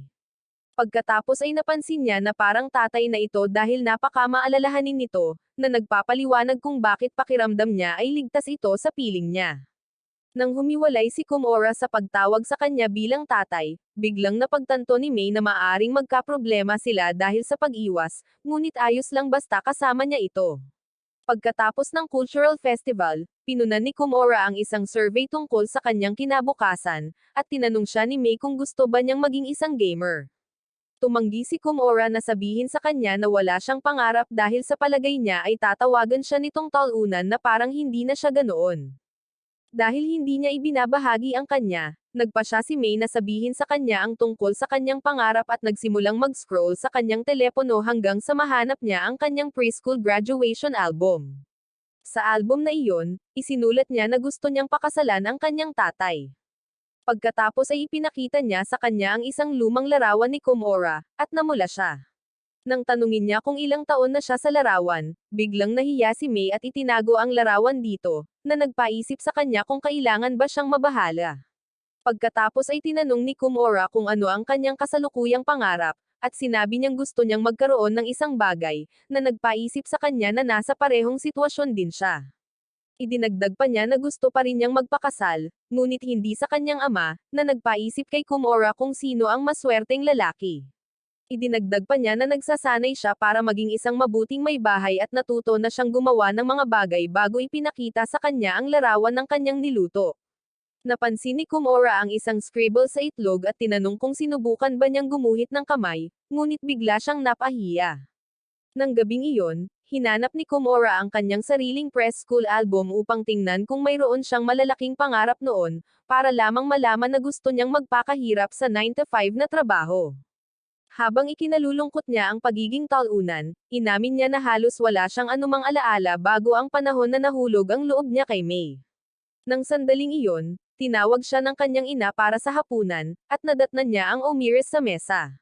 Sinubukan niyang gayahin ang isinulat ni May sa kanyang omelette, at agad itong tinawag ng kanyang ina na dahon ng maple. Napahiya si Komora nang sa wakas ay napagtanto niya kung bakit nagsimulang magayos si May, at habang kumakain siya, napaisip siya kung ano ang lasa ng omeres nito. Pagkatapos ay inisip niya si May bilang kanyang kaibig-ibig na asawa na magluluto ng masasarap na pagkain para sa kanya at napaisip kung maituturing ba itong pangarap niya. Kinabukasan, nakakuha siya ng isang form tungkol sa kung ano ang gusto niyang gawin pagkatapos niyang makapagtapos, at isinulat niya na gusto niyang maging asawa ni May.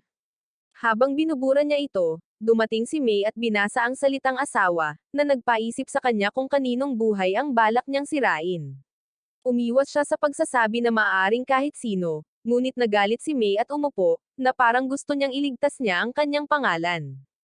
Kalaunan sa home class, ipinaraise si May kay Azuma at sa kanyang mga kaibigan para sa pagluluto. Nag-aalabang selos ni Komora dahil papalapit na si May kay Azuma. Lingid sa kaalaman niya, tinatanong ni May si Azuma kung paano gagawing parang arcade token ang cookie niya dahil alam niyang mahilig si Komora sa arcade, at gusto niya itong mapasaya. Nang sandaling iyon, sinabi ni Yusaka kay May na maaaring ikagalit ni Komora ang isang arcade token dahil noong huling pumunta siya roon, sira ang makina. Nakikinig si Komora at labis na nahiya na nilalaglag siya ng sarili niyang kaibigan. Tinanong ni May si Yusaka kung ano ang hitsura ni Komora sa arcade, at sinabi niya rito na nag-iingat ang lalaki kapag naglalaro ito. Naglalaro rin si Komora ng crane para sa merienda, ngunit palagi niya itong ibinibigay sa kanyang ina. Napagtanto ni Yusaka na tila maayos na si Komura ngayon, kaya nagpatuloy si Mei sa paggawa ng cookie na hugis barya. Tinutokso siya ni Azuma na mabagal siya, kahit na may salamin, at natawa siya sa reaksyon nito. Napansin ni Mei na lumilikha si Azuma ng ibon at tinanong siya kung bakit. Sinabi niya sa kanya na may isang babaeng nakatira sa tabi, at ginagawa niya ito para sa kanya. Napagtanto ni Mei na gusto niya ito at tinanong kung kailangan ba talaga niyang sabihin iyon sa kanya. Sinabi ni Azuma na wala siyang pagkakataon sa kanya kung hindi niya gagawin. Pagkatapos ng klase, nagpaalam si Mei kay Azuma, at nagsimulang isipin ni Komura na wala na siyang pagkakataon sa kanya. Dahil sa labis na pagkalito, nagpa siyang umalis doon, ngunit hinabol siya ni Mei at biglang hinawakan ang kamay niya nang nahihirapan itong huminga. Mabilis niyang kinuha ang tubig para sa kanya mula sa vending machine, na nakatulong sa kanya na magpalamig. Natutuwa siya na mayroon siyang salamin, kung hindi ay hindi niya ito mahahanap, kahit na sa tingin niya ay mabagal siya dahil sinabi iyon ni Azuma. Ayaw pag-usapan ni Komura ang tungkol kay Azuma at nagpas siyang umalis muli, ngunit inabutan siya nito ng isang piraso ng cookies na ginawa niya kanina, na agad na nagpasaya sa kanya. Pagkatapos ay nahihiyang inamin niya na ginawa niya ang mga ito na hugis barya para sa kanya, ngunit pagkatapos ay sinimulan niyang isumpa ang sarili dahil sa pagiging mabagal. Doon na nagsalita si Komura tungkol sa kung gaano niya kagusto ang pagiging mabagal nito, at namula silang dalawa dahil dito. Nang gabing iyon, naalala ni Komura na nakita niya ang lumang larawan ni Mei, kaya nagpa siyang tingnan din ang sarili niyang larawan. Gayunpaman, tila nakakahiya ang lahat ng mga larawang iyon, kaya hindi niya namamalayang inilagay niya ang mga ito sa kanyang kwaderno. Kinabukasan, aksidente niyang nahulog ang larawan sa paanan ni Yusaka, at agad itong ipinakita ni Yusaka kay Mei. Hindi niya ito maaninag dahil nakalimutan niya ang kanyang salamin, kaya sinabi niya rito na larawan ito ni Komura na nahuhulog sa rehas at umiiyak habang dumudugo ang ilong. Nang mapansin ni Asoka na itim ang buhok ni Komura noon, idinikit ni Mei ang kanyang mukha sa larawan at nataranta nang mapagtanto niya kung ano ang hitsura nito. Ngayong nadikit na ang kanyang mga labi sa larawan, biglang hindi na ito kinaya ni Komura. Pagkatapos ng klase, niyaya ni Mei si Komura na umuwi kasama niya. Habang isinusuot nila ang kanilang mga sapatos, napagtanto niyang madalas silang maglakad pa uwi nitong mga nakaraang araw. Sa labas, tinanong siya ni Mei kung gusto niyang dumaan sa isang parke. Bago pa man siya magsalita, sinabihan niya itong maghintay sa may rehas habang kinukuha niya ang salamin niya sa bahay. Pagkaalis niya, naalala ni Komura kung paano siya nadapa sa rehas noong huling beses na naglaro siya at sinubukang bumawi. Maya-maya, tumakbo papasok si Mei at sinabing gusto niyang tingnan muli ang larawan nito ngayong suot na niya ang salamin nito. Gayunpaman, hindi niya ito mahanap sa bag nito at napagtanto niyang naiwan ito sa cabinet nito sa mesa. Labis siyang nalungkot dahil dito, ngunit napagtanto niyang kaya nitong likhain muli ang larawan para sa kanya sa pamamagitan ng paglalaro sa mga rehas ngayon din. Pumayag si Komura na gawin ito para sa kanya, at habang inilalabas niya ang kanyang telepono para mag-record, nagawa nitong i-flip ng buo. Naramdaman ni Mei ang ilang alpha male aura na nagmumula sa kanya, at pumalakpak siya upang ipakita ang kanyang pasasalamat. Habang hawak ni Komura ang pose, mabilis siyang kumuha ng selfie kasama niya at masayang sinabi sa kanya na ipapadala niya ito sa kanya, at hindi niya ito maaaring ipakita kahit kanino.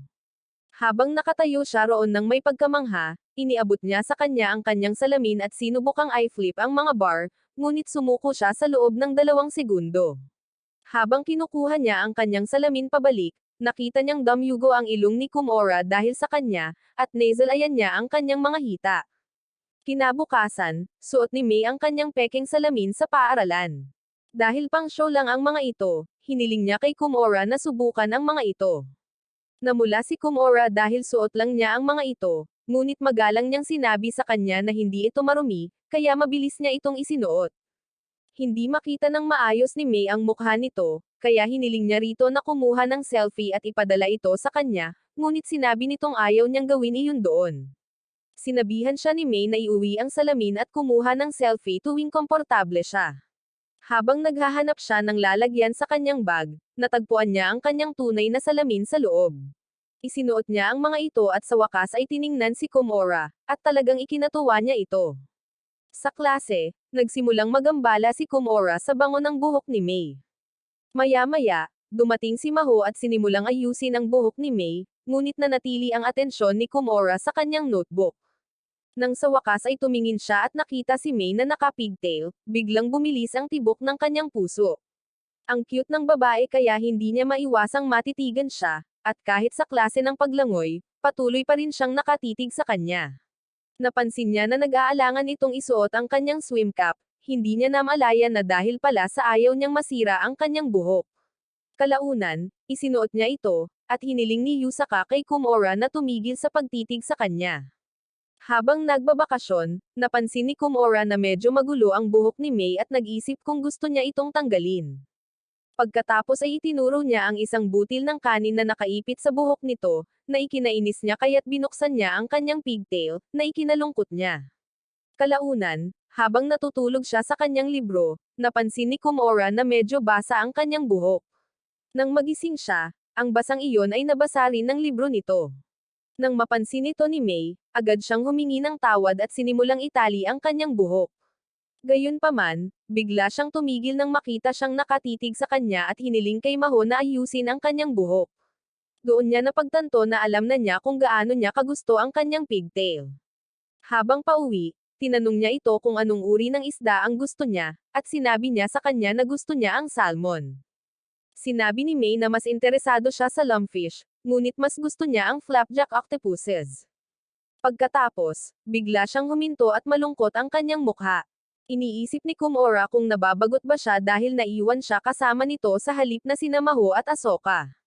Biglang tinanong ni May kung anong klaseng damit ang gusto niya, pero sinabi niyang aalamin niya ito ng mag-isa at naglakad palayo.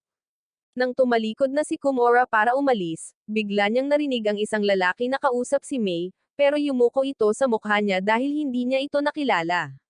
Hindi pa rin niya ito nakilala at tinanong ang pangalan nito. Sinabi niya kay May na siya pala ang kaklase niya mula sa dating paaralan niya. Nang mapagtanto ni Komora na magkakilala sila, nalungkot siya at nagpas siyang umalis. Kinabukasan, nakalimutan niya ulit ang salamin niya, at inalok ni Komora na sumama sa kanya sa mesa.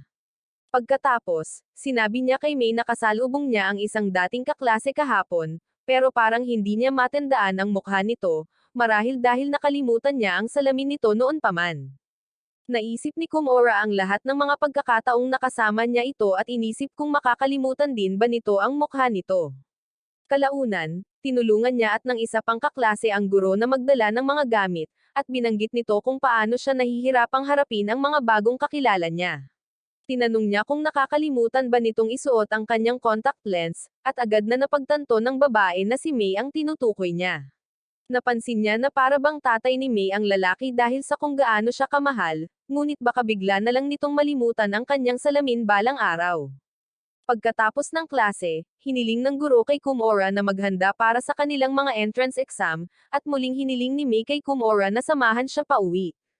Habang nasa daan, nagkaroon ng ideya si May na hindi sila masyadong makakasama pagkatapos ng tag-init dahil malapit na ang kanilang mga entrance exam. Idinagdag pa ni Komora na lalabas din siya ng lungsod tuwing summer break at hiniling sa kanya na huwag kalimutan ang kanyang salamin habang wala siya. Nangako siya na hindi niya kakalimutan, at napaisip siya kung makakalimutan ba niya ito kapag naalala niyang dalhin ang kanyang salamin.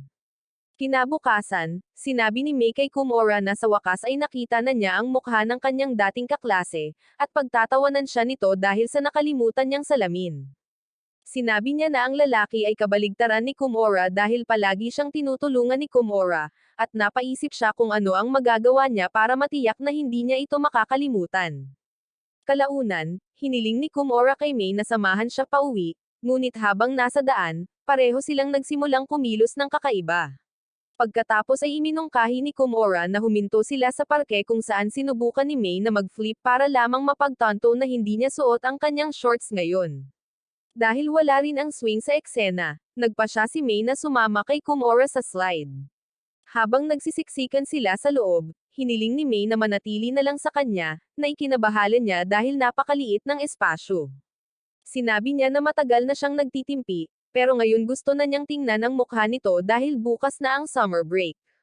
Dahan-dahan niyang hinawakan ang mukha nito sa kanyang mga kamay, at natigilan si Komura sa gulat.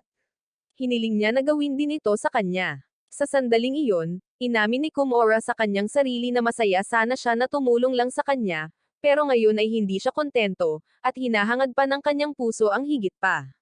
Pagkatapos, namumula silang nakaupo roon nang biglang hiniling ni May na kunin niya ang kanyang telepono para makapag-share siya ng litrato sa kanya gamit ang Bluetooth. Ipinadala niya ang selfie na kinuha niya sa mga bar, nagbibiro na pawis ito. Dagdag pa niya na mainit din ang mga kamay at mukha nito, at napagtanto ni Komura na maaaring naaalala pa rin niya ito. Habang palabas sila, hiniling niya na huwag siyang kalimutan habang summer break. Habang paalis na siya, biglang hinawakan ni Komura ang kamay niya. Pagkatapos ng isang nakakatawang monologo, sumigaw siya na gusto rin niyang makita ang mukha nito bukas at namula ng husto si May.